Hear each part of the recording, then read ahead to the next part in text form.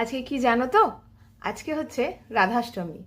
আমরা তো সবাই জন্মাষ্টমী পালন করি, আজকে রাধাষ্টমী। চলো তোমাদের একটা উপাখ্যান বলি। রাধাষ্টমী হচ্ছে মা রাধার আজকে জন্মদিন। ভগবান শ্রীকৃষ্ণের প্রেয়সী শ্রী রাধার আজকে জন্মদিন। ভাদ্র মাসের শুক্লপক্ষের অষ্টমী তিথিতে মা শ্রী রাধার জন্ম হয়। বারসানাতে, ভারতবর্ষের উত্তরপ্রদেশ এলাকার বারসানাতে খুব বড় করে এইবার রাধাষ্টমী পালিত হয়। এবার রাধাষ্টমী কি?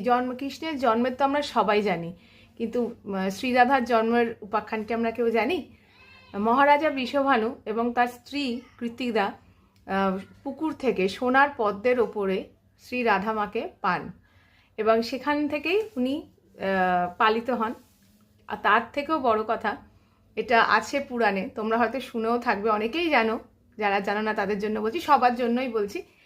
ভগবান শ্রীকৃষ্ণ যতক্ষণ না জন্মগ্রহণ করেছেন, যতক্ষণ ভগবান শ্রীকৃষ্ণের সঙ্গে রাধা মার দেখা না হয়েছে, রাধা মা কিন্তু চোখ খোলেননি। তিনি ততদিন কোনো কিছু পৃথিবীর দেখেননি। জন্ম হয়ে ছিলেন, কিন্তু যবে শ্রীকৃষ্ণকে উনি দেখলেন, তারপরেই ওনার চোখ দিয়ে উনি পৃথিবী দেখতে শুরু করেন।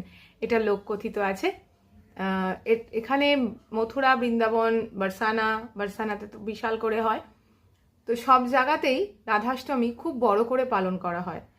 এবারে এগুলো তো ভারতবর্ষের নানা প্রদেশের কথা আমি বলছি। এবার তোমরা যদি ভাবো যে আমাদের ওয়েস্ট বেঙ্গলেও হয় না, পশ্চিমবঙ্গেও কিন্তু অনেক জায়গায় হয়, তবে রাধাষ্টমী নামে হয়তো হয় না। আজকে গোয়াল পুজো হয়। অথর্ব বেদ অনুযায়ী আজকে বলা আছে যে গোয়ালের যত গরু, মানে পশুকে পরিষ্কার পরিচ্ছন্ন করে, যেমন পুরুলিয়া, পশ্চিম মেদিনীপুর, বাঁকুড়া, এইসব নানা জায়গায় গোয়াল পুজো করা হয়।